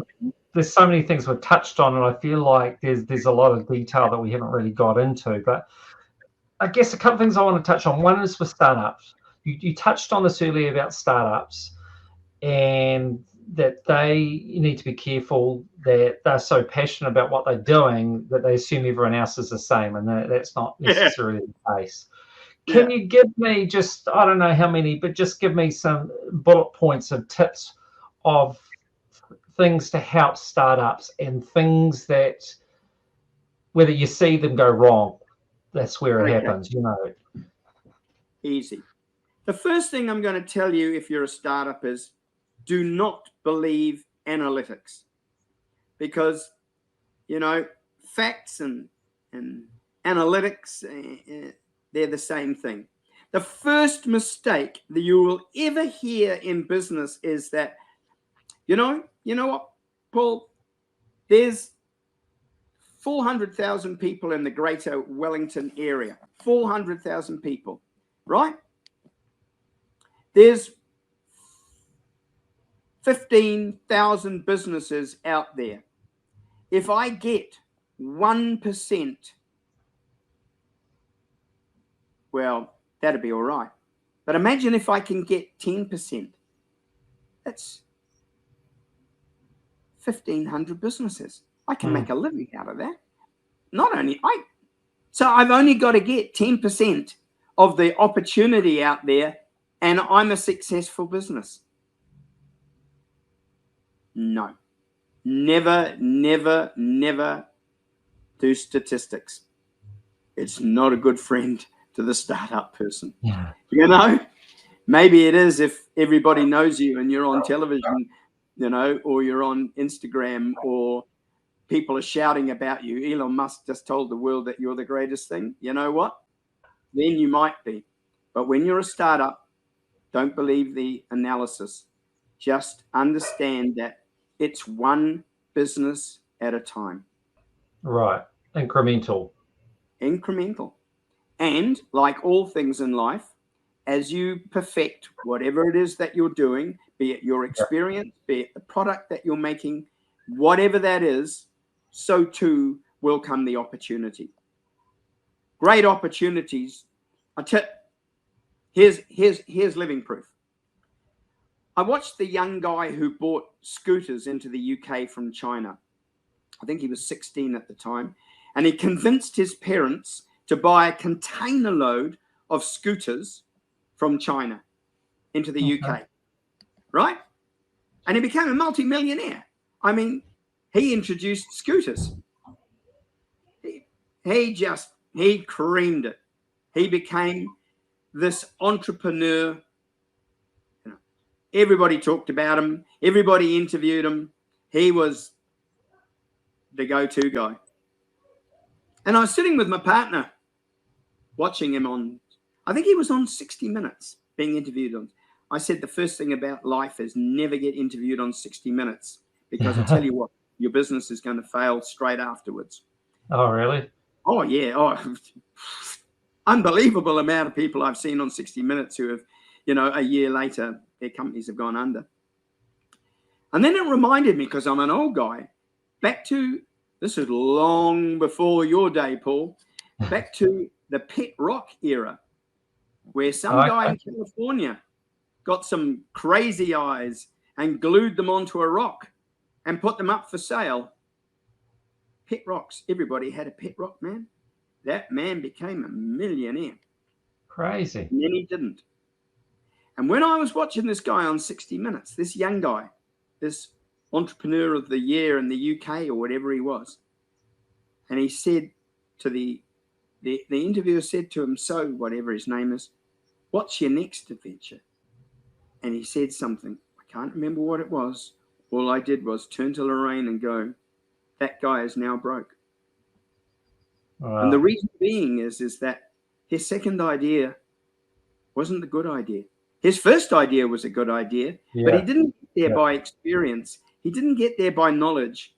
He got there by taking a chance. Yeah. My hat's off to him. He took a chance. And secondly, he was in the sweet spot. He was at the right place at the right time, with the right way to advertise. And just like the pet rock, he was there. And just like the owner of the pet rock, he wasn't the next one.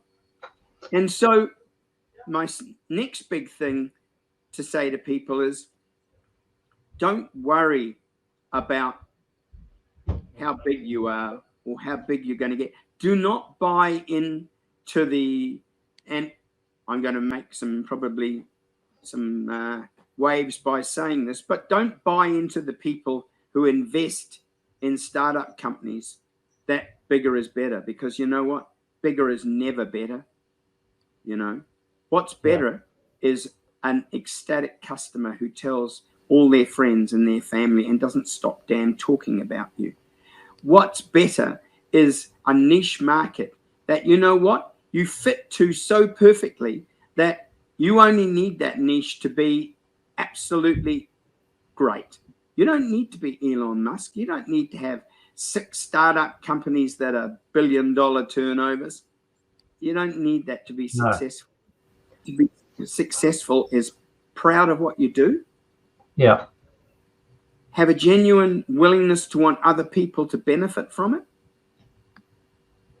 And never be too humble to fuck up. So Nick, one thing that, crosses my mind a lot, and because of the media and that, we see this portrayal of startups, and it's all these really young people, anything from teenagers through to early 20s, and how they're suddenly, the next Mark Zuckerberg or whatever, and they made these fortunes. And I look at them and I think they've got no miles on the clock. They haven't experienced what it's like for everything to go horribly wrong, for the proverbial to hit the fan. They've got this real bubble environment they're in where everything's happy days. And I'm like, how would they cope if suddenly things went pear-shaped? As opposed to someone, and I've read these stats a long time ago, but they reckon that some of the most productive, creative people are actually sort of 40s and even into their 50s.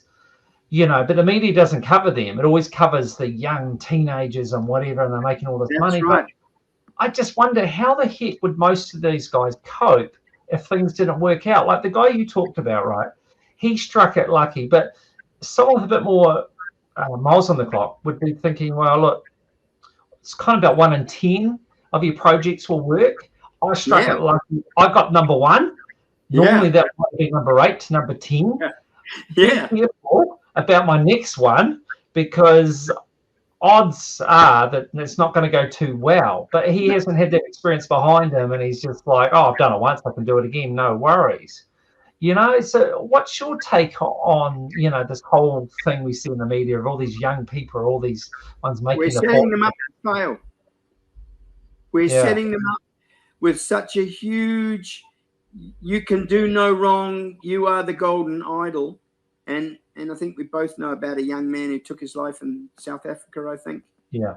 Yeah, in Africa, yeah. Yeah. And my heart goes out to him, because what he didn't build was resilience. Yeah. What he didn't build was fear of failure. You know, what he didn't build was the fact that it doesn't matter when it goes wrong. What matters is what you learn from it. You know, and you want to know what it's like when it hits the fan and you're young and all you've been is the golden boy. Ask Sam Friedman Bank or Bankman Fried or Mr. FTX how he's feeling at the moment, facing life in prison in America or fraud and, you know, wire transfer or whatever they call it. You know, he's gone from being a billionaire to being nothing overnight. Yeah. And he was a very smart young man. He had right backing. He knew a good opportunity when he saw one. He lacked the moral scruples required to keep us on the straight and narrow.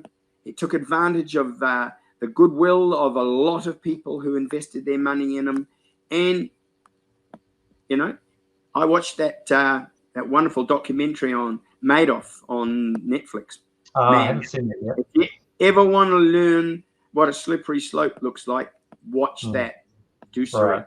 It is, you know, you always say, do you read books? No, I don't read books, but I watch a lot of documentaries. And there's a lot of huge knowledge inside how that guy worked and what went wrong, and you know, and his downfall was ego. His downfall was just he believed he was better than everybody. Yeah.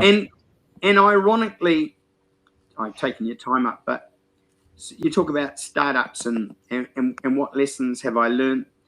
And the lesson that I've learned is that that mistakes are like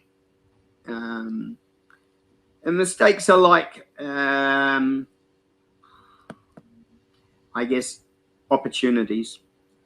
When you're starting out, generally, Scooter Man and Pit Rot Man and Sam bloody FTX aside, opportunities are quite small and quite limited, and they're based around our small and limited offering, right? Yeah. Unless we've decided to take a franchise for Coca-Cola or, you know, or you know what I mean? In which case, hey, we've got a massive machine around us and it's not really us. You know, that's not us. You know, we can be replaced tomorrow with another one and no one would blink or even care. So the first thing is, remember, when you're starting out, the mistakes you're going to make are going to be proportional to the experience that you've got and to the success you have. Absolutely makes perfect sense.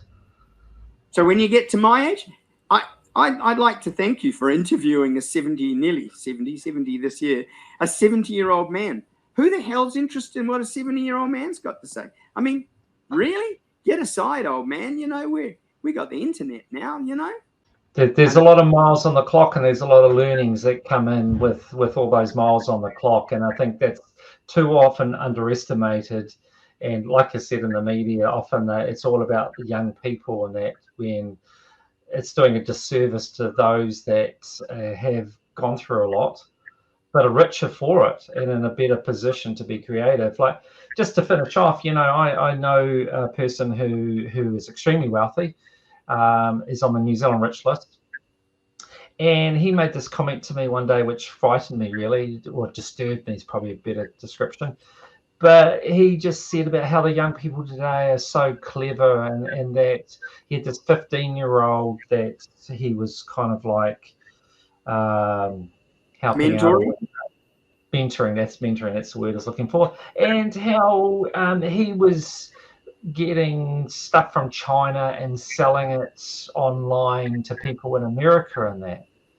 And I'm like, that's drop shipping. Go on Google. Anyone can learn that. He's not clever for that. Anyone could do that. But in his mind, he's like, the kid's really clever. And I'm like, so what about taxes? Does he know about taxes in America? What's he doing about that? Oh, he's got no idea. I don't know. Well, how about a lesson in that? You know, so that disturbed me a bit. He's going to find out soon enough. You can really I learned that with my startup, and with you know, like a business partner in Canada and working out of Australia and things. Whoa, dude, that tax guy had a very good lawyer and a very good accountant. And my accountant said to me, mate, this is what you need to put this in place now, because if you get successful, yeah, yes, a lot harder later on. Interrupt you, but you are so right. Mm. The lesson there is not how to drop ship. I know plenty of people who've made good money doing that. That's all that is online retail, and you're just being a middleman. But once again, you could say it's selling because, hey, it's the interface between opportunity and offering. You know, you've got the offering. You're just looking for the opportunity. Yeah. And so I used to be a mentor for startup companies, and I was working with a startup group who were teenagers. They were on their next year was university, right? And they did this over Christmas. They went through a startup course over Christmas, and I don't like the word mentor because I'm nobody's mentor really. You know, all I got is some things that are my experience, and they're just my experience, right? Take that for what you will. Sure. And I had this young person who, you know, obviously maybe I reminded her of her grandfather, or anyway, her experience with a old, stale, pale male there wasn't a lot of respect there, right? Yeah. And so anyway, about 6 months later, I was having a cup of coffee with the person who put the mentorship together. And they said, oh, do you remember that person, so-and-so? I said, oh, yeah, I do. Yeah. She said, well, it's interesting, but she phoned me last week. And she said, you know that old guy that got up and started bloody raving on about something? And she said, yeah. She said, bugger me, he was right. So suddenly, 6 months later, she got in a situation where what I said had some value. That's all. Yeah. She had a piece of information, an experience that had some value. It was only valuable at that moment, at that time, in that situation. She may well have gone through her whole life never being in that situation and seeing no value in my wisdom or what I had to offer. So that's why I'm not a mentor. That's why what I say is purely just my experience, and it may or may not be of any use to you. Trust me, it will be, but it's only going to be of use to you when you come into a situation where it has relevance. And until then, it's just an old guy ranting. Yeah, it's interesting, isn't it? And it's also about being receptive to those messages as well. You know, we can be told things, but if we're not in the right mindset to listen and take it in, then it just washes over and it's no good to us. And some of that can be timing in life. You know, the time might be right where you're just ready to absorb stuff and someone shares something with you and you take it on board. Whereas there can be other times in your life where it might be you're shutting all that down, you're focused, maybe you think you know better and you're not listening to what else is out there, and you miss that opportunity to learn.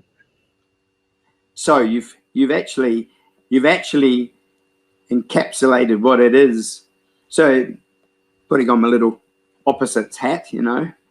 Yeah. What if I was to say to you that I annoyed that young person because I never gave them the respect that they were expecting they deserved. Number one, I don't give you respect, you earn respect.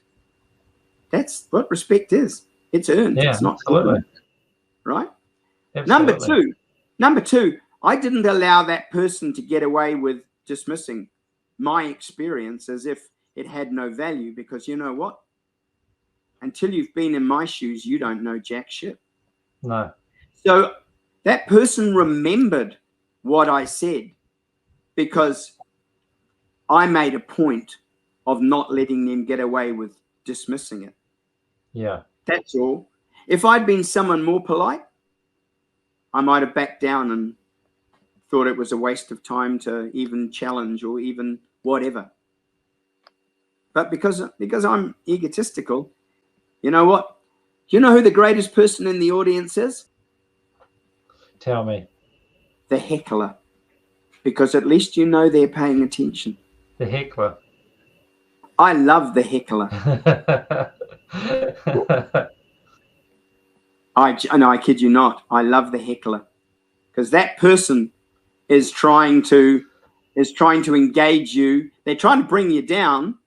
They're trying to at your expense make themselves look great. But what they're really doing is providing you with an avenue to actually be great. So please feel free to heckle me, but you better come with your best A game, because I got heckled once. While I was giving a presentation. And so I stopped immediately and said to the person, so do you think you should be up here giving the presentation and I should just shut up and get into the audience? And they said, yeah. So I got off the stage, walked to where their seat was, said, get up. You're on stage. And I sat down in their seat, said, off you go. So they did. They got up. They got on stage. They did their pitch. It was a great pitch. And they finished and they got down. I got back up on stage and said to everybody, how was that? They were all clapping. Yeah, that was bloody brilliant. I said, it was crap. Said, what was the name of that person who gave that pitch? Nobody knew, because the person hadn't introduced themselves. Because I put them in a situation where they were immediately on their back foot, but they thought, oh, wow, what a great opportunity to tell everybody about what I'm passionate about and what I'm doing. So away they went, and then they finished and they got off the stage. That very, very, very simple stage, step one, before I even opened my mouth. Hi, Paul. My name's Nick Rowney. Nobody knew who they were. I said, so you're going to go away.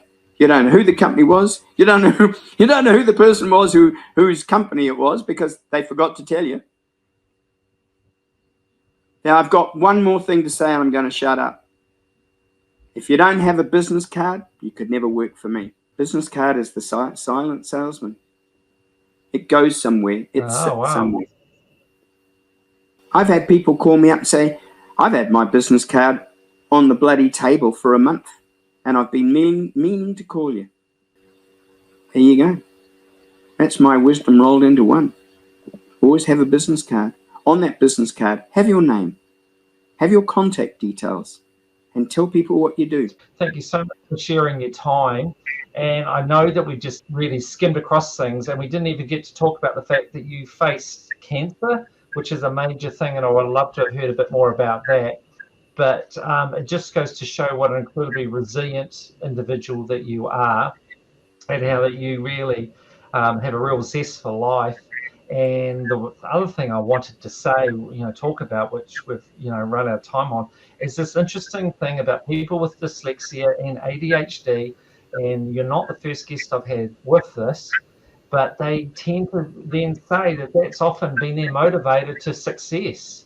And we know that Richard Branson has dyslexia. So, just to finally wrap this up, do you think if you didn't have ADHD and dyslexia, do you think you would have managed to do all the things that you've done in your life? In answer to that question, ADHD and dyslexia have totally allowed me to live at the pace and speed that I have. I tell you what, ADHD can be a real benefit if you put it to